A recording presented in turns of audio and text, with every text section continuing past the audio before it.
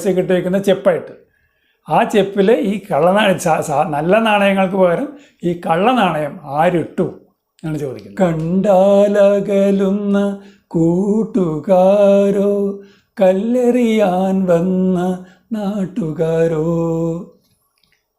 കൂട്ടുകാർ കാണുമ്പോൾ തന്നെ ഇനിയിപ്പോൾ ഈ രോഗിയായിട്ടുള്ള സമ്പർക്കം വേണ്ട വെച്ച് കഴിഞ്ഞ് മെല്ലെ മെല്ലെ അകന്നു പോകുന്ന ആ കൂട്ടുകാരാണോ സ്വപ്നം വന്ന കള്ളനാണയം ഇവരുടെ മനസ്സിലേക്ക് ഇട്ടത്, അതോ കല്ലെറിയാൻ വരുന്ന നാട്ടുകാർ സുഹൃത്തുക്കളെക്കാൾ ഒരു പടി കൂടി അപ്പുറത്താണ്. അവർ കല്ല് തന്നെ എറിയും ആ കാലത്ത് ഈ രോഗികൾ. അതിൽ ആ സിനിമയിൽ ആ രോഗി പറയുന്നൊരു